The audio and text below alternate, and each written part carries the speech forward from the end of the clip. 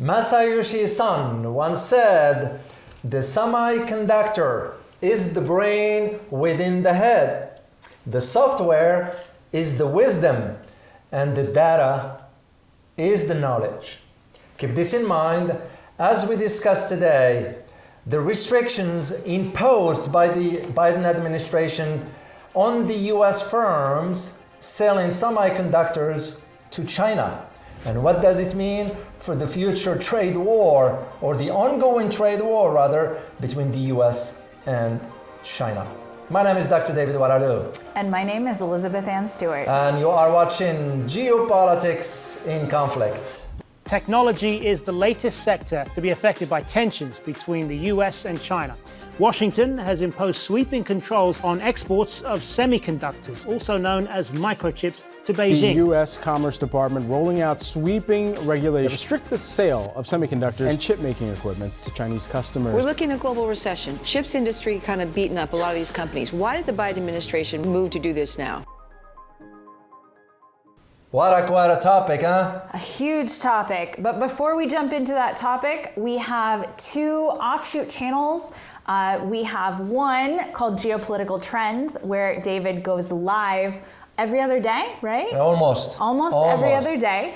Check it out here. And one where I give you actual tools and skills to be able to level the playing field, because we all know that the playing field is not level right now. It's called Heart of the Warrior. Check it out. I was going to say, what was the name of that channel? And I think we should let our viewers know about the webinar. We're going to be doing a webinar. Why don't you talk about it? So the webinar is going to be the Great Illusion. So there are things that happen underneath the things that you see on the news, underneath the narrative, there are real things going on. And we want to share some of those things with you guys in ways that we can't on other platforms. So check out the link below to join that webinar. It's completely free.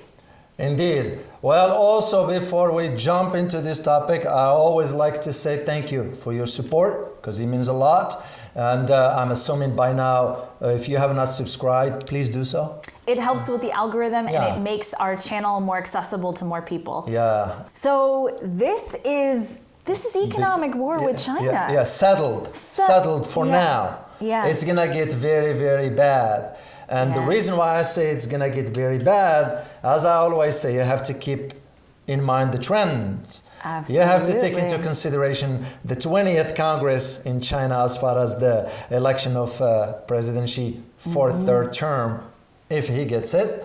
But if he does, what you're going to be looking at is the US-China relations. Oh my God. Not only from a geopolitical aspect, but from economic, including microchips. Absolutely. And I think this was maybe the quietest, like you were just talking about, this is maybe the quietest, biggest thing that has happened, because this, it's not outright war or whatever, but it is economic war. So China has had a really big push towards science and technology, right? And they have put an enormous amount of resources into being the top of the AI food chain by 2030.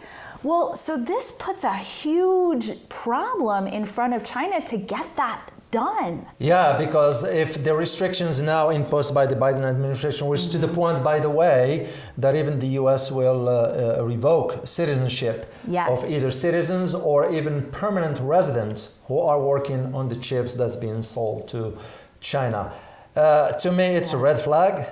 Yeah. It's a red flag. I'm not talking about the trade war. It's a red flag as far as the government has that outreach into revoking somebody's citizenship. That is very problematic. Yep. But on the other hand, economically speaking, that also it tells you where things are headed moving forward. And given what's going on the global stage, we are still seeing, and I am sure whatever part of the world you are in, you are experiencing the prices of energy. Absolutely. So my point in that, how one conflict in Ukraine is impacting the rest of the world from an energy. Well, and so we're looking at semiconductors, right? We're looking at chips. And what's impacted by this? What sectors are impacted by this?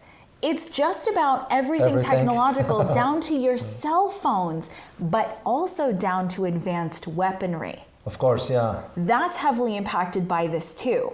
Yeah, and the question that we need to ask is, was it a wise policy of the administration to do this? I I don't know. just don't see, because here is the thing. Yeah. It's going to be harming Americans more so Yeah. than the Chinese. Well, it's going to be harming the Chinese too. Yeah, to a degree. It's just for us. For us, absolutely. because we don't produce stuff here. Yeah. We don't. Oh, absolutely. You know, Absolutely. We are not at that point where we can produce. We are a consuming society, not You know a who's producer. a big chip manufacturer? Taiwan. Yeah. And this is why I said you put within the trends of, if President Xi is reelected for third term, you're going to have to look in terms of what will become of U.S.-China relations. And I think maybe we'll do a special video just on that down the road. Just let us know your thoughts about this one here. But the bottom line to this, or the key issue that you need to understand, it's not if this is going to proceed unless the next president of the United States will reverse by an executive order. This is how it works in our system. Yep. One president embarks on a policy, the next president can reverse it. It's problematic for us to a degree, but this exemplifies that this quiet trade war, it's going to become ever more tense.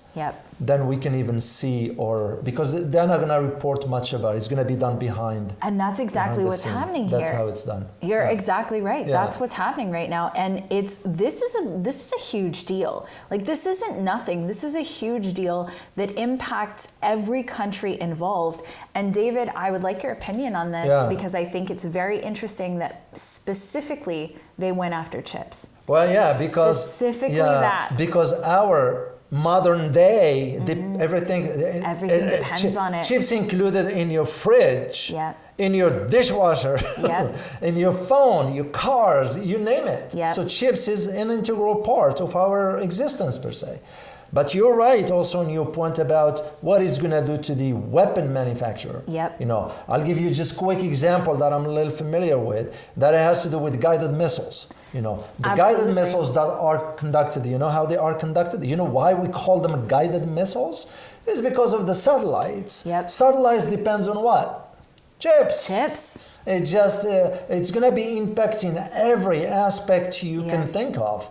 But there is also, historically speaking, and I'm talking based on what I read about how if a country wants to either destroy another country or whatever, you get involved in economics. Absolutely. You don't get in shooting war. You know, and I think right now, because we have all this huge threat, everybody's got weapons. I mean, everyone's got nukes, everyone's got serious weapons. And so war is fought in some ways in economic ways. There are more ways than one to cripple a country. And this seems like it was a really big play to cripple China, especially in science and technology, which is one of the ways, or two of the ways, that China has really been outpacing just about everybody else. You know, we talk all the time about how many scientists does China produce every year, right? And so we're looking at crippling them in the place that would hurt them maybe the most. Well, here's the thing that has not been reported here in the US much. I had a conversation with someone from inside, and do you know that so many Chinese scientists here in the US are leaving and going back home? Wow, I did not know that. No, they didn't disclose that. So it's they are leaving in trove because they just and of course this was born out of an investigation by the FBI that I am aware of, and it has to do with a scientist in, I believe, Boston University. You know, just because he happens to be of Chinese descent. You know. Are they leaving on their own choice, or are they being encouraged? No, some of them are leaving on their own choice because they are starting to realize this is not a conducive environment anymore. What's not been disclosed is the harm is going to cause for us scientifically. Because when you look at it, who are the majority in the tech sector? Let's face it. You know. It's not, you know. They're not American. No, it's mostly foreign. They just say it's straightforward. Even, frankly, even in business schools, I went to my undergraduate degree is in global business. Even in business school, it was primarily not American. And by the way, before I forget, You might want to share with our viewer that you've been in China before. I have. I did. I considered working in China. It was one of the things that I wanted to explore, China and South Korea. And so I did. I did corporate you mean visits. South Korea? South Korea, yeah. Yeah, not North Korea. Oh, no. South Korea. Okay. So both places were lovely. I just wanted to be a little bit closer to home. But yes, I did. I did corporate visits, and they're very, very interesting ways that business is actually done in both places that are very different, very, very different than here. Well, good. I'm glad you shared that, because this way, at least our viewers will have an understanding that you do understand about the corporate structure of China, and that's why you're talking about this. So it's not like you're talking on top of your head. You are talking based on experience, that you've been there and you saw how things are structured. So I thought about it. No, because, thank you. We have a conversation when we drink coffee, we chat. And we do, you're absolutely right. We want to share a little bit more about ourselves and our lives with you guys. But the most interesting thing to me about this is specifically what the Biden, because I'm not gonna credit Biden for himself for just about anything at this point. No. It's his administration. Yeah, it wasn't his decision. It wasn't his decision, by the way. It's not. That guy can barely read from a teleprompter. It's not his. It does not appear to be his decision. But his administration is making that choice. But what it tells me, it's even the administration have been forced to make that decision. What's behind something like this is the special interest groups, the defense contractors behind the scenes. The problem is, like we said earlier, is the impact that's going to have on every segment or sector in our American life, because microchips has been and is the future. So you can't assume we will figure out something, or even for the United States to embark on building microchips here. It ain't gonna work. Well, and also, why so soon, right? So we're seeing a lot of this type of behavior with really big things, where it's like before infrastructure is put in place to replace particular types of manufacturing or to replace certain types of buyers, sellers, whatever it is, there's large policies being made before that. And I definitely want to keep an eye personally on what's coming with Taiwan because of their chip manufacturing, and what excuse might be used to justify entering into that conflict. Like I said, I don't know for sure, but I am very curious to see what comes out of that. Well, I am seeing signs, like for example, the appropriation of $10.2 billion from Congress is called the Taiwan Act. $10.2 billion of weapon sales. That's to me a trend, and it gives me a hint as to what lies ahead. And this is why I said earlier, by the time you watch this video, the decision will have already been made regarding whether Xi Jinping is going to be have a third term. But the key factor to look into that is how that foreign policy for the next 5 years it's going to be vis-a-vis U.S.-China relations. I'm in process of writing a book about China. So I am looking into this, and this is a perfect timing to see what should we expect the next 5 years. And if this is decision Biden administration, it's a big decision. But it's also, if this is anything, it's an indication for how intense that trade war it's going to become. Absolutely. So stay tuned for what lies ahead and keep your eyes open, because if this moves forward, or when it moves forward full speed, it's going to impact the rest of the world. It's no different than the energy, what we are experiencing. Absolutely. Today, and exactly what you're saying, the energy really is affecting the entire, especially the Western world, but it really is a huge impact. It's not nothing. No. Those things, by the way, don't happen in a vacuum. They do not. Never, ever. When it comes down to, and this is, I know from being a student of history, but also being around, being on the ground and seeing, nothing in geopolitics happens in vacuum. Nothing. None. I'll challenge whomever says otherwise. So, because with this, you're going to have now to think in terms of what lies ahead for Europe.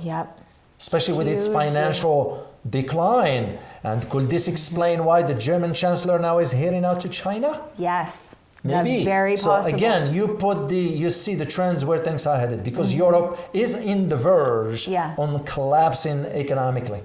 They won't say it, they won't admit it, But Well, it's coming whether they admit well, just it or look not. at the amount of protests going on. Absolutely. The amount of protests that's going on. Yeah. So anyway, well, like you said earlier, with the idea of the importance of the chips in Taiwan, could the decision now of the Biden administration precipitate China into taking over Taiwan? That's what I'm trying to say, is like, I actually do think that maybe if it's not directly, if it's not like a direct, because these things happen in stages. That's correct. They don't just happen at once.